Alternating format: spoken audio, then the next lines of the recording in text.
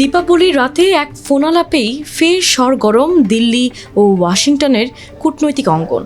ভারতীয় সময় 22 অক্টোবর ভোররাতে মার্কিন প্রেসিডেন্ট ডোনাল্ড ট্রাম্প ফোন করেন প্রধানমন্ত্রী নরেন্দ্র মোদীকে।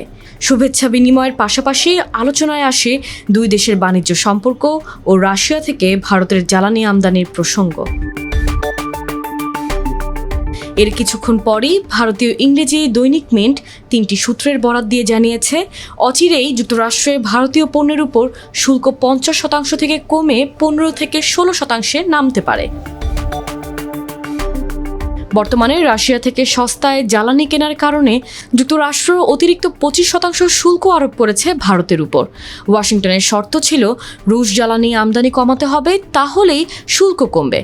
সূত্র বলছে, ভারত ইতোমধ্যেই রাশিয়া থেকে তেল কেনার পরিমাণ ধীরে ধীরে কমাতে শুরু করেছে, যা ডিসেম্বর থেকে কার্যকর হবে। সাংবাদিকদের সঙ্গে আলাপকালে ট্রাম্প বলেন, আমাদের সম্পর্ক খুব ভালো। মোদি জানিয়েছেন, রাশিয়া থেকে খুব বেশি তেল তারা কিনবেন না। আমরাও চাই যুদ্ধের দ্রুত অবসান হোক। তবে এর আগেই ভারতের পররাষ্ট্র মন্ত্রণালয় দাবি করেছিল, যেদিন ট্রাম্প ফোনালাপের কথা বলেছেন সেদিন মোদির সঙ্গে তার কোনো কথা হয়নি। এরপরে সতর্ক করে ট্রাম্প বলেন, রুশ তেল কেনা না কমালে আরও চড়া হারে শুল্ক বাড়ানো হতে পারে। সাংবাদিকদের সামনে ট্রাম্পের মন্তব্যের পরপরই প্রধানমন্ত্রী মোদি এক্স হ্যান্ডলে দেওয়া এক পোস্টে বলেন, প্রেসিডেন্ট ট্রাম্প আমাকে দীপাবলির শুভেচ্ছা জানিয়েছেন। সব ধরনের সন্ত্রাসবাদের বিরুদ্ধে দুই দেশ ঐক্যবদ্ধভাবে দাঁড়াবে। মূলত দীর্ঘদিন ধরে ঝুলে থাকা ভারত যুক্তরাষ্ট্র দ্বিপক্ষীয় বাণিজ্য চুক্তি আটকে আছে কৃষি ও ডেইরি খাতের মতবিরোধে।